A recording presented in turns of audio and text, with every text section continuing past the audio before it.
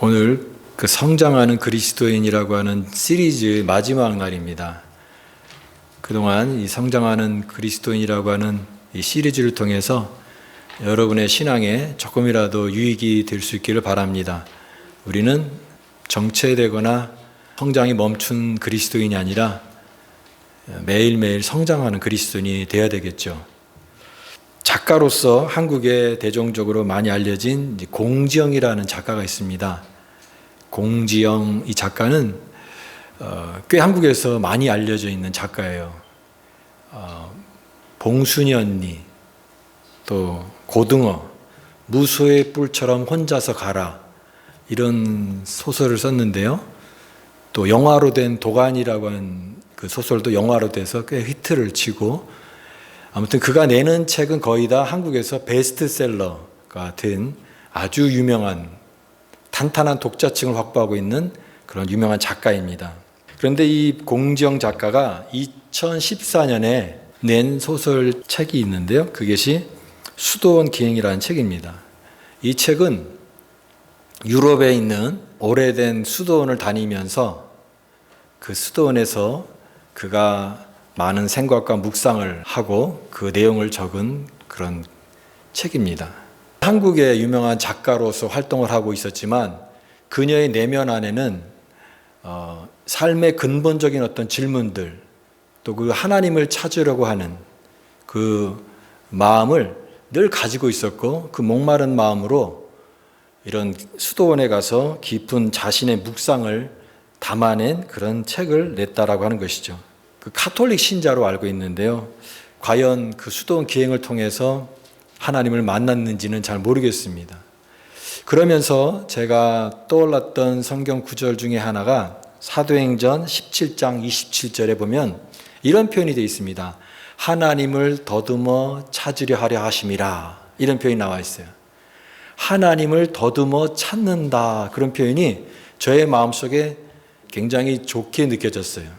하나님을 더듬어 찾는 사람들이 있는 거죠.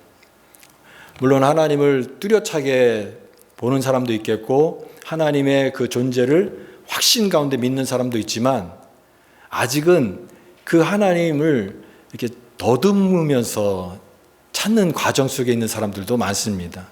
자신의 삶의 어떤 고통의 문제나 또 뭔가 이 불안 속에서도 그렇게 질문할 수가 있잖아요. 하나님 어디 계세요? 하나님 어디 계세요? 어떤 그런 절규처럼, 또 때로는 어떤 탄식처럼 하나님을 이렇게 더듬어 찾으려고 하는 사람들의 모습은 귀한 것입니다. 왜냐하면 그것이 믿음으로 가는 그 과정이 될 수 있기 때문에 그렇습니다. 우리 모두는 그런 의미에서 하나님을 더듬어 찾는 사람들이죠. 또 어떤 분들은 이제 더듬어 찾은 하나님을 더 깊이 알아가는 과정 속에 있는 그런 사람들이라고 생각이 됩니다. 그렇게 하나님을 더듬어 찾는 사람들 중에는 두 종류의 사람이 있다고 생각이 되는데, 하나는 무리가 있고 하나는 제자가 있다라고 생각이 됩니다. 오늘 설교 제목이 무리에서 제자로라고 하는 그런 제목이니까 이 제목만 보고 나서 여러분이 갖는 것은 목사님이 결론은 결국은 이 무리가 아니라 제자구나라고 하는 것을 생각할 수 있을 터인데, 무리는 틀리고 제자가 맞다라고 하는 어떤 정답을 말하는 것이 아니라 결국은 이 제자들도 무리에서 나온 거잖아요. 그냥 처음부터 태어날 때부터 제자로 태어난 것이 아니라 수많은 무리 가운데 있었고, 우리도 그 중에서 하나님이 또 은혜를 받아서 또 제자가 되어서 주님의 제자로 살아가는 그런 인생을 살게 하시는데, 우리가 처음에는 거리를 두고 또 주님을 따르긴 하지만 아직은 조심스럽게, 또 마치 더듬거리듯이 이 하나님을 찾고 주님을 찾는 그런 모습으로 무리 속에 있었을 수 있습니다. 그러나 우리의 신앙의 마지막까지 계속 무리 속에만 있다고 한다면 그거는 너무나 아쉬운 이야기가 될 수 있다고 생각이 됩니다. 우리는 무리에서 시작했다 할지라도 마침내는 제자가 되어야 됩니다. 주님의 제자가 되는 것, 그것이 신앙 여정의 마지막이 되기를 축복합니다. 그러면 제자는 어떤 사람인가? 제가 이 금요 성경 공부 모임을 갖고 있는데요. 우리 금요 성경 공부 많이 오진 않으시지만 그래도 참여하시는 분들이 잘 배우고 있습니다. 참여하시는 분들이 은혜도 받기는 하겠지만 저도 이게 가르치고 저도 배우는 부분이 많아서 참 은혜가 되는데요. 지금 이제 사도행전의 그 후반부에 이제 바울이 사역을 이제 본격적으로 하는 내용이 나옵니다. 안디옥 교회, 최초 이방인 교회로 세워진 그 안디옥 교회의 파송을 받아가지고 바울과 바나바가 이제 전도 여행을 떠나는 그런 내용이 나오는데 그 전도 1차 전도, 2차 전도 여행이 한마디로 고난이 많았다라고 하는 거죠. 그 당시에 뭐 대중교통도 발달하지 않았고 또 치안 문제도 있고 얼마나 그 많은 거리를 전도여행을 다니면서 사도 바울이 얼마나 고난이 심했겠습니까? 더군다나 유대인들이 아직까지도 박해를 했기 때문에 어떤 지역에서는 막 돌에 맞기도 하고 이런 많은 고난을 당했습니다. 그러나 그 고난 속에서도 바울이 그 고난을 이겨나가고 중단하지 않고 포기하지 않고 계속 가는 지역마다 복음의 씨앗을 뿌려서 그곳에 교회가 세워지고 또 이방인들이 구원받아서 하나님의 구원의 그 은혜 가운데 들어오는 것을 보면서 이 사도행전의 그 역사가 본격적으로 이렇게 펼쳐지는 그런 모습을 보게 됩니다. 오늘날 기독교 인구가 제가 조사해 보니까 2024년도 작년 기준으로 26억 명이라고 합니다. 26억 명. 물론 우리 70년대, 80년대 막 폭발적으로 성장했던 그 기독교 인구가 이제 조금 2000년대 넘어서는 좀 주춤되는 부분도 있긴 하지만 26억 명의 전 세계의 26억 명이 예수 믿는 기독교인이라고 볼 수가 있습니다. 물론 그 기독교 안에는 여러 가지 교파라든가 뭐 다른 그런 부분이 있지만 포함해서 기독교 인구라고 말할 수 있는데 그 전체 인구의 33%가 기독교 인구라고 볼 수가 있습니다. 저는 그 생각을 해보는 것입니다. 그 사도행전의 그 작은 불꽃이 예루살렘 교회가 파송한 바나바와 바울이 안디옥 교회에서 파송받아서 1차 전도여행, 2차 전도여행 하면서 아시아에 복음을 전하고 또 2차 전도여행 때는 유럽으로 가서 유럽에 복음을 전해서 그 복음이 2000년이 지나서 오늘날 26억 명 전체 인구의 33%가 되는 기독교 인구로 됐다라고 하는 것을 가만히 생각해 볼 때 그 조그만 불꽃이 조그만 씨앗이 이렇게 세월이 지나서 수많은 인종과 나라와 민족 가운데 교회가 세워지고 하나님 믿는 성도들이 세워지고 하는 것을 볼 때에 한마디로 말해서 이것은 장엄한 파노라마다 이렇게 생각이 됩니다. 장엄하다, 매그니피센트, 너무 위대한 거예요. 어떻게 그런 역사가 일어날 수 있을까? 하나님이 하시는 일들인 것이죠. 그런데 이렇게 큰 기독교 역사 속에서 이런 변화가 있기까지 또 우리가 놓치지 말아야 될 것은 자세히 들여다보면 결국 한 사람 한 사람이 변화됐기 때문에 이런 역사가 일어난 것입니다. 큰 하나님의 이 기독교의 큰 역사 가운데는 한 사람 한 사람이 또 예수를 믿고 변화되고 제자가 되고 하나님의 백성이 되는 그런 이야기들이 모여져서 하나님의 큰 역사가 됐다라고 하는 것이죠. 그래서 우리는 이 한 사람의 변화가 참 중요하다라고 하는 것입니다. 제자는 어떤 사람인가? 오늘 말씀을 통해서 이 제자를 알기 위해서 무리와 좀 비교할 필요가 있습니다. 무리가 어떤 사람인지를 알면 제자가 또 어떤 사람인지를 더 분명히 이해할 수가 있는 것입니다. 오늘 7절과 8절을 한번 같이 읽어보겠습니다. 무리가 주님 앞에 나오는데 같이 읽어보겠습니다. 시작. 예수께서 제자들과 함께 바다로 물러가시되 갈릴리에서 큰 무리가 따르며 유대와 예루살렘과 이두메와 요단강 건너편과 또 두로와 시돈 근처에서 많은 무리가 그가 하신 큰 일을 듣고 나오는지라. 많은 무리들이 예수님을 지금 따르고 있다라고 말씀하고 있습니다. 각 지역에서 수많은 사람들이 몰려들었는데 예수님을 보기 위해서, 예수님을 만나기 위해서 많은 무리들이 온 것입니다. 근데 여기 오늘 표현에도 나와 있는 것처럼 큰 무리라고 이렇게 되어 있습니다. 큰 무리가 나왔다. 이들은 열성적입니다. 아주 열성적인 그런 열심을 가지고 주님을 만나기 위해서 왔어요. 그런데 조금 깊이 이 무리를 들여다보면 그들의 관심사가 뭐냐 하면 결국은 뭔가를 얻기 위해서 온 것입니다. 예수님께 뭔가를 얻기 위해서. 또 때로는 어떤 사람은 자신의 어떤 병의 그 고통 때문에 그 병 낫기를 위해서 예수님께 온 것일 수 있습니다.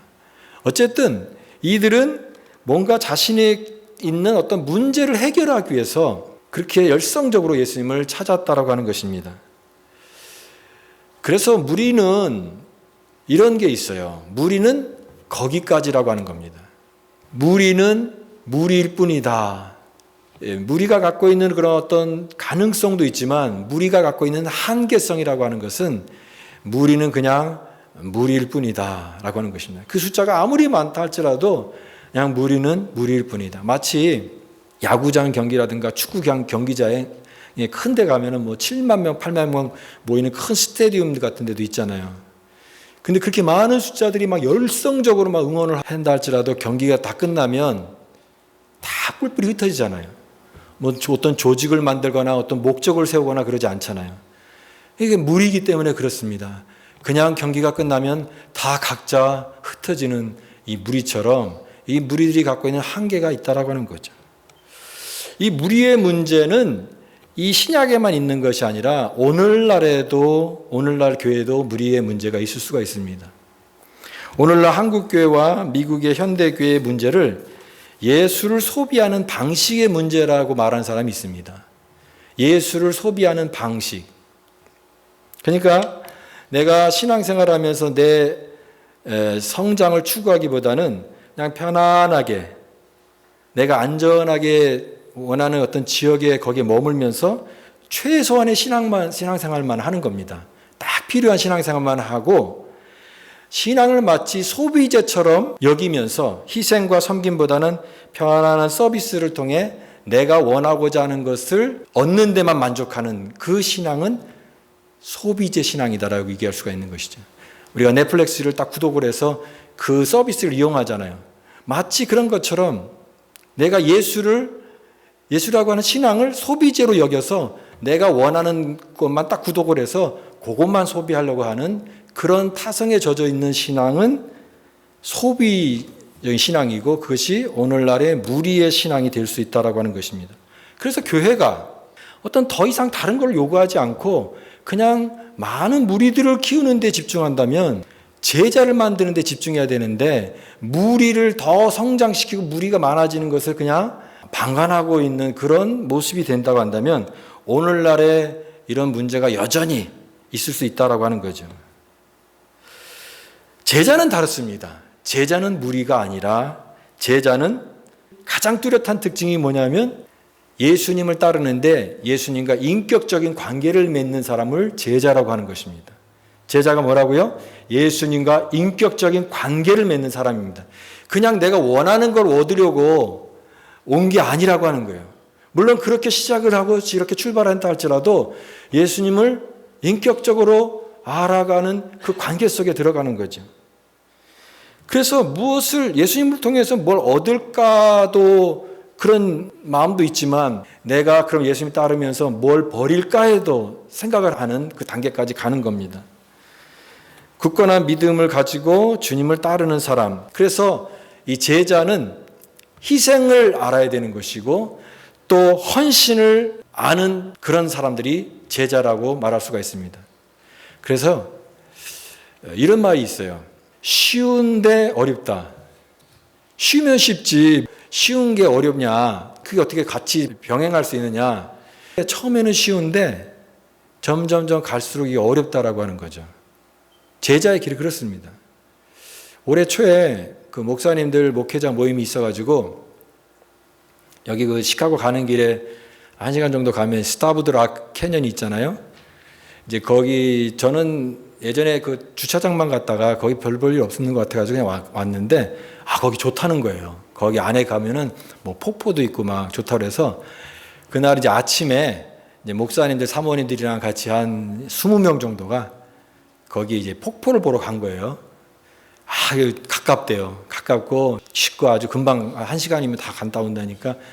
그래서 가는데 이제 가벼운 산책이라 여기면서 따라갔는데 산책이 아니라 이게 등산이더라고요. 길이 꼬불꼬불하고 그리고 뭐 내리막길 오르막길 있고 뭐 그래도 꽤 그 캐년에서 이게 괜히 캐년이 아니구나. 캐년이라고 하는 생각이 들었습니다. 그래서 아무튼 길을 그때 또 결국 폭포는 못 받고 길을 헤매고 한참 다니다가 또 거기 맨 마지막까지 가가지고 오는 길에 또 다시 그 길로 가는 게 너무 힘들어가지고 다시 그 찻길 다니는 그 사모님들과 목사님들이 쭉 걸어갈 때 그 생각을 해보니까 이 고생을 왜 하는가 싶을 정도로 그런 생각이 들었습니다. 산책인 줄 알았는데 등산이었고 쉬운 줄 알았는데 가면 갈수록 어렵더라고요. 여러분 마찬가지로 제자의 길도 그렇습니다. 처음엔 다 함께 갈 수 있는 아주 쉬운 길로 생각했는데 점점점 갈수록 힘든 부분이 있는 거예요.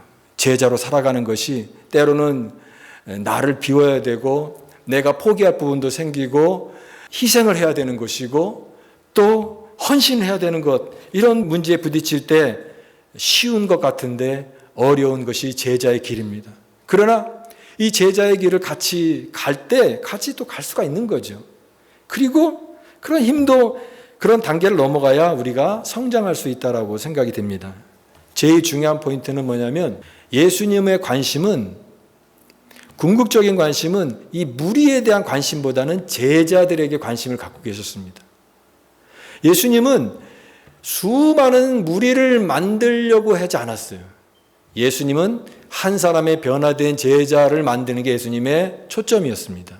그래서 무리가 아니라 제자들을 양육하고 그들을 통해서 하나님의 복음이 이 땅 가운데 전해지길 원하는 그 예수님의 마음의 중심은 이 제자에게 있었다라고 하는 것입니다. 교회의 관심도 마찬가지예요. 교회도 무리를 기뻐하고 많은 사람들이 오는 걸 기뻐할 수가 있습니다. 교회가 막 성장하고 수많은 사람들이 오는 것 좋죠. 그러나 이 무리를 만드는 그 교회가 되어서는 안 된다고 생각이 됩니다. 우리 교회가 표가 있잖아요. 영혼 구원하여 제자 삼는 교회. 우리의 사명 미션인데 영혼 구원하여 제자 삼는 교회. 많은 무리보다는 한 사람의 변화된 영혼, 예수를 따르는 제자를 삼는 그 교회가 되기를 원합니다. 또 우리 사랑의 섬김으로 제자 되는 교회. 제가 기도하는 것은 이곳에 오는 모든 사람들이 그냥 무리라고 하는 이 편안한 자리에 안식하면서 최소한의 신앙생활하면서 그걸 만족하는 그 무리의 자리에 남아있는 사람들이 아니라 한 사람 한 사람이 예수 그리스도의 인격적 변화와 만남을 통하여 주님을 끝까지 따르는 제자 되는 교회가 되기를 원합니다. 우리 모두가 그런 사람이 되기를 원하는 거예요. 그러면 무리에서 어떻게 제자가 되는가? 제가 세 가지 경우를, 세 가지 종류의 사람을 좀 살펴보면서 오늘 말씀을 마치려고 합니다.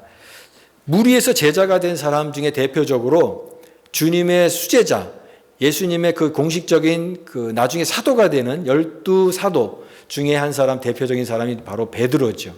오늘 이 베드로의 이름도 여기 소개되고 있는데 베드로가 예수님의 제자가 되었습니다. 어떻게 베드로가 제자가 될 수 있었을까요? 우리가 베드로 하면은 제일 먼저 떠오르는 게 그의 열심이지 않습니까? 열정적인 거야. 물론 그 열심이 있기 때문에 또 베드로의 단점도 굉장히 많습니다. 일단 성격이 급해요. 성격이 급하고 또 그러다 보니까 실수도 많이 합니다. 복음서 읽어보면 베드로가 이렇게 실수하는 장면들이 굉장히 많잖아요. 그냥 몸은 먼저 움직이고 막 행동을 하지만 그것이 깊은 생각 속에서 나오는 어떤 행동이라기보다는 즉각적으로 막 하는 행동이거든요. 또 가야바의 법정에서 예수님께서 잡히시던 그 밤에 작은 여자의 어떤 그 질문에 겁이 나가지고 나는 예수를 모른다고 3번이나 부인했던 그런 모습을 상상해 보면 베드로는 용감한 사람이면서도 동시에 겁도 많았던 사람, 그런 사람이라고 볼 수가 있는 것입니다. 그렇게 인간적으로 보면은 참 허점투성이고 되게 약한 부분이 되게 많은 사람인데 이런 베드로가 예수님의 수제자가 되었고 이 베드로의 위대한 그런 사도의 반열에 오르는 그런 사람이 되었다라고 하는 것은 생각해 보면은 참 귀한 모습인 것이죠.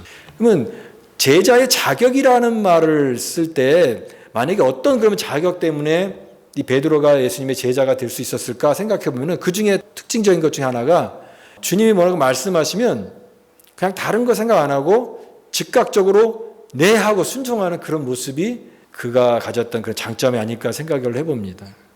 그냥 즉각적으로 반응하고 순종하는 거예요. 뭐 생각을 막 이렇게 고민하면서 막 뒤로 미루고 그러지 않고 주님께서 풍랑 있는 바다 속에서 오실 때도 오라 그러니까 먼저 첨벙 뛰어든 사람이 누구예요? 베드로잖아요. 예. 그리고 그물을 버리고 나를 쫓으라고 하니까 자기의 그 생업이 어부인데 그 그물을 다 버려두고 모든 걸 다 버려두고 예수를 쫓기 시작하는 그 결단력, 그 행동력, 바로 즉각적으로 반응하는 그 순간적인 그 순종, 그런 어떤 믿음이 베드로를 비록 연약하고 실수가 많고 허물이 많은 베드로지만 하나님의 위대한 사도로 쓰임받는 제자로 세운 것이 아닐까 생각을 해봅니다. 그래서 그런 얘기를 하죠. 제자는 태어나는 것이 아니라 만들어지는 것이다. 태어나는 게 아니에요. 처음부터 이 사람은 제자, 이 사람은 제자 아닌 사람, 그런 게 아니라 우리는 다듬어지고 만들어져서 마침내 주님의 제자가 되는 것입니다. 저와 여러분도 다 허물이 있잖아요. 우리의 아킬레스건이 다 약점이 있습니다. 연약한 부분이 있습니다. 그러나 하나님이 우리를 제자로 삼으셔서 우리 약한 부분을 다듬어 가시고 새롭게 하시고 강하게 하셔서 주님의 온전한 제자로 세워가는 것입니다. 우리가 그런 제자가 될 수 있기를 바랍니다. 예수님의 12제자의 그런 공식적인 그런 사도의 제자는 아니지만 그러나 그 외에도 많은 성경에 보면은 제자들이 있는데 그 중에 대표적인 한 사람을 소개합니다. 그분은 막달라 마리아예요. 막달라 마리아. 누가복음 8장에 보면은 7 귀신 들렸다 그랬습니다. 여인이 7 귀신 들렸다고 하니까 얼마나 그의 삶이 피폐했는지 알 수 있겠죠. 더구나 그 시대에는 이 여인은 굉장히 보는 편견이 있고 그 다음에 사회가 주는 어떤 그 관습의 울타리 안에서 굉장히 불행한 삶을 살 수밖에 없는 거예요. 저 여자는 귀신 들렸던 여자, 또 천한 여자, 이런 어떤 딱지를 안고 그런 굴레 속에서 자기가 할 수 있는 일들이 특별히 없는 그런 환경 속에서 절망하고 그냥 하루하루를 갖다가 낙심하면서 살 수밖에 없는 그런 여인이었을 수 있어요. 그러나 그 여인이 예수님을 만나서 그의 인생이 새롭게 변화됐습니다. 복음서에 보면은 이 막달라 마리아가 여러 부분 속에서 예수님의 뒤를 쫓아다니면서 제자로서 살아갑니다. 특별히 갈보리 언덕에서 십자가 달리셨을 때 거기에 그 십자가의 마지막 장면을 지켜보는 무리가 있었는데 그 중에 한 사람이 바로 이 마리아였습니다. 예수님이 부활하실 때 그 처음 본 사람 있잖아요. 부활의 첫 증인, 바로 이 마리아였습니다. 무덤에 갔다가 주님의 부활을 경험하고 그 부활하신 주님을 사람들에게 선포하고 전했던 사람, 이 마리아라는 여인이었습니다. 그러니까 이 마리아를 보면서 이 제자는 이렇게 만들어지는구나. 육체적으로 정신적으로 무너지는 삶을 살 수밖에 없었는데 자신의 어떤 그런 그 삶의 굴레를 박차고 일어나서 그 운명을 받아들이고 살아가는 것이 아니라 나는 제자로 살겠습니다라고 하는 이 각오를 가지고 살았을 때 이 마리아는 우리 성경에서 만나는 아주 귀한 예수님의 제자 마리아인 것을 보게 되는 것입니다. 오늘도 여러분의 삶 속에 어떤 그런 제약이 있습니까? 다른 사람들의 어떤 시선이라든가 통념이라든가 어떤 그런 환경 속에서 그냥 거기 짓눌려서 살아간다고 한다면 오늘 그거를 깨트리고 그걸 박차고 나와서서 내가 있는 삶의 자리에서 예수님을 따라가는 신실한 제자로 얼마든지 살아갈 수 있다라고 하는 것을 이 마리아의 예를 통해서 여러분 배울 수 있기를 바랍니다. 누구나 제자가 될 수 있다라고 하는 거예요. 오늘날 또 우리 주변에 성경의 그런 인물들이 아니라 할지라도 주변에 제자를 따르는 사람들이 굉장히 많습니다. 처음에는 신실한 사람들이 아니었던 거죠. 그냥 무리 중에 한 사람이었던 것입니다. 제가 한국에서 사역할 때에 교회 잘 안 나오시는 분들이 이렇게 전도사님이랑 신방을 하러 다니게 되는데요. 이제 사당동, 그 사당동에 이제 상관교회에서 사역을 할 때 교인분들 중에 부인과 이제 같이 나오는데 부인이 더 신앙이 좋아요. 근데 이 남편은 이제 부인 따라서 겨우 오는 사람이었습니다. 그러니까 교회를 거의 잘 안 나오고 조금 이렇게 미적미적 이렇게 신앙생활을 하시는 분이었어요. 그래서 그분에게 가서 이제 뭐 같이 교회 잘 나오실 수 있도록 이렇게 기도도 하고 그리고 왔습니다. 그분이 이제 생각나서 이제 세월이 이제 미국 와서 세월이 많이 흘렀잖아요. 20년이 지났으니까 갑자기 그분이 궁금한 거예요. 이분도 계속 신앙생활을 잘 하고 있나? 아니면 신앙생활 중간에 그만뒀나? 근데 교회 홈페이지에 가서 이렇게 보니까 그분이 장로님이 되어 있더라고요. 예, 그리고 더군다나 막 선교도 같이 청년들이랑 인솔해서 다니는 그 교회에서 굉장히 존경받고 인정받는 훌륭한 영적 리더가 되어서 교회 사역을 잘하는 신실한 장로님이 되어서 보았습니다. 제가 생각을 해보는 거죠. 하나님 20년 사이에 무슨 일이 일어난 겁니까? 하나님이요, 이 세월 속에 하나님이 하시는 일들이 있습니다. 내 시작은 미약하였으나 내 나중은 창대하리라. 그 말씀도 생각났습니다. 처음에는 연약해 보여. 정말 그런데 하나님께서 그 세월 가운데 그를 다듬으시고 또 함께 하셔서 하나님이 그 위대한 하나님의 사람으로 제자로 쓰임받는 그런 모습을 볼 수가 있습니다. 우리도 무리에서 시작해서 믿음과 순종으로 누구나 제자가 될 수 있다라고 하는 것을 보게 되는 것입니다. 오늘 성장하는 그리스도인의 마지막 시리즈이기 때문에 저는 이 부담스러운 질문을 안 할 수가 없습니다. 그 질문은 그것입니다. 여러분은 신앙생활하면서 무리로 있었습니까? 아니면 제자가 되기를 원하십니까? 라는 질문입니다. 무리의 길과 제자의 길이 다르잖아요. 그냥 무리는 그냥 무리로 끝나는 거예요.